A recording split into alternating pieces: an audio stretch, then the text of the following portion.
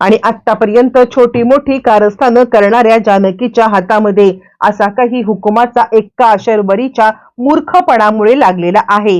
हो, शर्वरीच्या मूर्खपणामुळेच. कारण आता इकडे शर्वरीने मात्र आता इकडे मोठा घाणेरडा प्लॅन केलाय जानकीला मारायचा. आणि हे सगळ्या प्लॅन मध्ये तिने ऐश्वर्याचा असा काहीतरी विश्वास आता जिंकलाय, म्हणजे ऐश्वर्याने तिचा असा विश्वास जिंकलाय की तिने आता एका झटक्यात जे काही आतापर्यंत आपण कशी आणि काय कृत्य केली याचा थोडक्यात आढावा मात्र ऐश्वर्याला दिलेला आहे.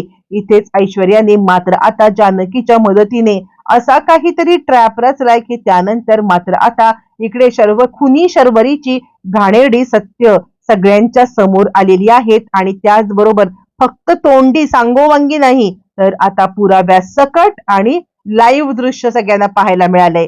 काय झालंय, कसं झालंय, कसा ट्रॅप होता, सविस्तर आपण पाहिलं की आदल्या रात्री शर्वरीने मात्र आता ते सीसीटीव्ही कॅमेरा फोडलेला आहे किंवा बंद केलेला आहे आणि दुसऱ्या दिवशी ती नाटक करत आहे. आणि त्यानंतर मात्र आता जानकीला संशय आलाय की काहीतरी गडबड आहे. शर्वरी वंशनी आज हा कॅमेरा फोडलाय, पण त्याच्या मागे त्यांचं आता काय डोकं असणार आहे किंवा काय डोकं लावून त्यांनी हे सगळं केलंय. आणि त्यानंतर जानकी मात्र थोडी अलर्ट झाली आणि इतकं करून शर्वरी मात्र आता डबल खेळी खेळणार असते.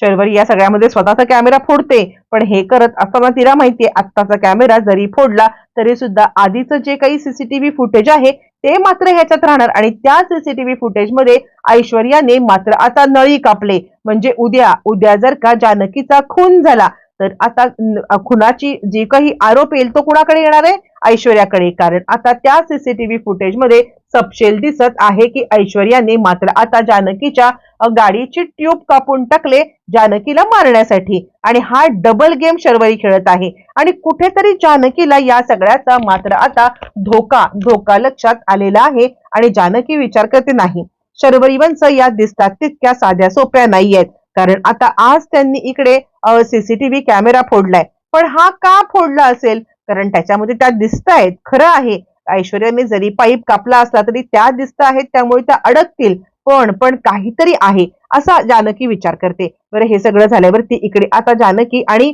म्हणजे ऐश्वर्या ह्या दोघींनी नाटक केलंय. आणि ऐश्वर्या सांगायला लागते, हे बघा तुम्हाला जर का माझी साथ द्यायची नसेल ना, सारंगला ती बोलते, तर मी आत्ताच्या आत्ता हे घर सोडून इकडून निघून चाललेली आहे. असं म्हटल्यावरती सारंग बिचारा बिथरलाय आणि तिला थांबवण्याचा प्रयत्न करतोय. आणि त्यावेळेला मग आता ऐश्वर्या त्याच्याकडून एक वचन घेते. आता हे वचन घेतल्यावरती मात्र आता सारंग या सगळ्यामध्ये काहीही झालं तरी ऐश्वर्याला मदत करणार हे जानकीला माहिती असतं आणि म्हणूनच हा प्लॅन केलेला आहे. आता इकडे ऐश्वर्या सांगायला लागते, हे बघा तुम्हाला जर का माझी साथ देता येत नसेल ना, तर म्हणजे माझी साथ उघडपणे देता येत नसेल तर आता तुम्ही या सगळ्यामध्ये माझी साथ मात्र आणून देऊ शकता ना. आणि यावरती तो म्हणतो, बोल ना काय करू मी ऐश्वर्या, तुझ्यासाठी काही करायला मी आता तयार. आणि त्यावरती ऐश्वर्या म्हणते, साथ देणार म्हणजे तुम्ही काय करणार. यावरती मात्र आता तो म्हणतो, काय म्हणजे तू जे सांगशील ते करायला मी तयार आहे.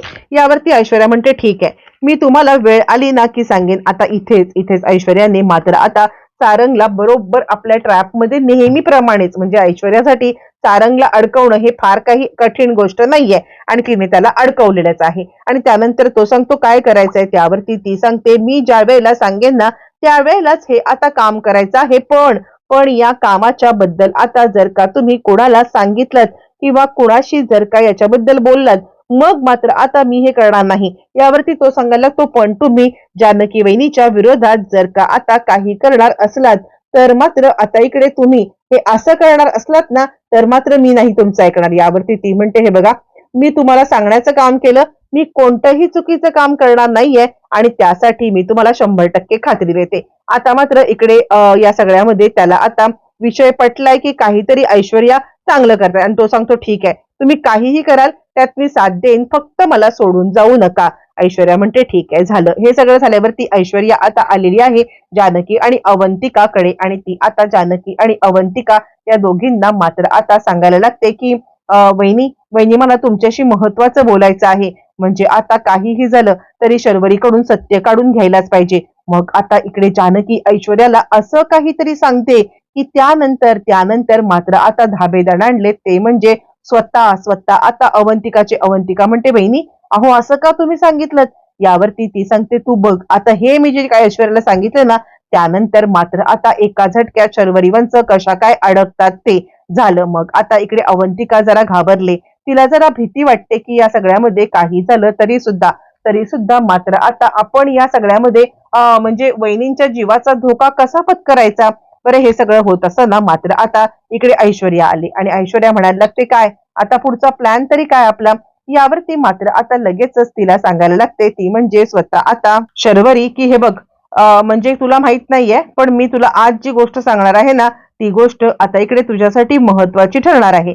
यावरती ती म्हणायला लागते, काय मला सांगशील तरी का. यावरती लगेचच मात्र आता ती सांगते, हे बघ जानकी या सगळ्यामध्ये ऐकेल असं मला वाटत नाहीये, आणि त्याचसाठी आता इकडे आपण जे काही उपोषणाचं नाटक करतोय ना, ते नाटक चालूच ठेवायचं. यावरती मात्र आता ऐश्वर्या सांगायला लागते, मला कळतंय उपोषणाचं नाटक आता जरी आपण चालू ठेवलं तरी सुद्धा मात्र आता या नाटकामध्ये मात्र जानकी आपली किती आणि कशी हे करेल हे काही आपण विचार करू शकत नाही. यावरती ती म्हणते, का जानकीला जर आपल्या मार्गामधून आपण काढून टाकलं तर. यावरती ऐश्वर्या घाबरल्याचं नाटक करते आणि ऐश्वर्या म्हणायला लागते, काय बोलतेस तू, म्हणजे आता हे काय सोपं वाटतं तुला. हो, म्हणजे आतापर्यंत कारस्थानं तर आता मी सुद्धा खूप काही केली, पण या सगळ्यामध्ये ही कारस्थानं मात्र आतापर्यंत जी झालेली आहेत ना, त्यामध्ये मात्र आता मी तुला एक गोष्ट सांगू का, म्हणजे मी खून बिन नाही हा कधी काय कोणाचं केलंय. यावरती ती म्हणते, हे बघ तू काळजी करू नकोस, हे सगळं जे काही आहे ना ते मी पाहून घेईन आणि मी या सगळ्यामध्ये याची आता जबाबदारी घेते. असं म्हटल्यावरती मात्र आता इकडे लगेचच ऐश्वर्या म्हणायला लागते, शर्वरी तू तर अशी बोलती आहेस जशी की तू आता 10-12 खून केलेस.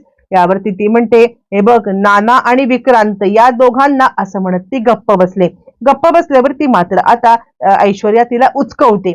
ऐश्वर्या तिला आता उचकवत सांगायला लागते, गप्प बसा, काहीही फुशारक्या मारू नकोस, म्हणजे तू काहीही बोलशील आणि मी काहीही ऐकेन असं वाटलं का तुला. अगं नाना आणि विक्रांत यांना आता कुणी मारले काय मारले मला नाही माहिती, पण तू काय हे करू शकत नाहीयेस. आता मात्र शर्वरीचा इगो दुखावला गेलाय आणि शर्वरी या सगळ्यामध्ये म्हणते, काय तुला काय वाटलं तू मला या सगळ्यामध्ये काहीही आणि मी आता ऐकून घेईन. आता शर्वरीच्या इगो वरती आले, मी हे करू शकत नाही. ऐश्वर्या मला असं बोलते ते काही नाहीये. या ऐश्वर्याला मात्र आता मी दाखवते की मी काय आणि कशी करू शकते. असं म्हणत मात्र आता लगेचच इकडे ती सांगायला लागते, बघू दे बरं, मला काहीही झालं तरी सुद्धा मी नाना आणि आता इकडे विक्रांत या दोघांना संपवलंय. यावरती ती म्हणते, गप्प बस. आता ऐश्वर्याने रेकॉर्डिंग चालू केलेलं आहे आणि आता इकडे लगेचच ती सांगायला लागते, हे बघ मला तुला काहीही एक्सप्लेनेशन द्यायची गरज नाहीये, कारण आता जे मी केलंय ना असं चुटकीत केलेलं आहे. त्यावरती ती म्हणते, शर्वरी हुशारक्या कशाला मारतेस. आता ऐश्वर्याने बरोबर ट्रॅक पकडलेला आहे. ऐश्वर्या मात्र आता अशी हुशारीने एक एक पाऊल पुढे टाकत चाललेली आहे की या सगळ्यामध्ये शर्वरीला कळत पण नाहीये कसं आणि काय आपण या सगळ्या प्रकरणात ट्रॅप होत चाललोय. आणि त्यानंतर ती आता फुशारक्या मारत मारत मारत मारत आपण कसं काय किती खून केले सगळं मात्र बोलून बसलेली आहे. आणि आता इकडे ऐश्वर्याने हे सगळं ट्रॅप केलंय किंवा रेकॉर्डिंग केलंय, तिला असं ट्रॅप करून टाकलंय. आणि त्यानंतर मात्र आता ती सांगते, बघ आता हे सगळं मी केलंय ना, आता तुझी बारी, मी सगळं केलेलं आहे, आता जानकीला संपवण्याची तुझी वेळ आहे. तू काहीही झालं तरी जानकीला मात्र आता संपवायचं. त्यावरती ती म्हणते, नाही बाबा, म्हणजे मी हे इतकं सगळं करू शकत नाही, बघू तूच ट्रायल देऊन दाखव ना मला आता काय नक्की करायचं ते. हा मी मदत करेन ना, मी कुठे म्हणते की मी गुलदस्त्यामध्ये किंवा आड राहीन, मी तुला 100% मदत करेन, फक्त आता तू हे कसं करायचं. त्याच वेळेला मात्र आता जानकीला मारण्यासाठी जबरदस्त ट्रॅप इकडे रचण्यात आलाय आणि ऐश्वर्याने जानकीवरती हल्ला केलाय ऑलरेडी. म्हणजे शर्वरीने हल्ला केलाय. ऐश्वर्याने मुळातच या सगळ्यामध्ये मात्र आता रेकॉर्डिंग चालू केलेलं आहे. आणि त्यानंतर मात्र आता इकडे सगळे घरातले आलेत आणि आता इकडे शर्वरीचं जे काही जानकीचा हल्ला आहे तो सगळ्यांनी पाहिलाय. त्यानंतर मात्र आता या सगळ्यामध्ये सगळ्या गोष्टी अशा काहीतरी क्लिअर झाल्यात आणि त्यानंतर मात्र आता इकडे ऐश्वर्याने रेकॉर्डिंग दाखवत आणि प्रत्यक्ष लाईव्ह दाखवत कशा पद्धतीने शर्वरीने जानकीला मारण्याचा प्रयत्न केलाय, नानांना आणि विक्रांतला कसं मारलंय, सगळ्या गोष्टी क्लिअर करत मात्र आता घरच्यांच्या समोर शर्वरीचं 11 रूप आणलंय आणि त्यानंतर रेकॉर्डिंग सुद्धा दाखवत नाना आणि विक्रांतचा खून कबूल केलाय.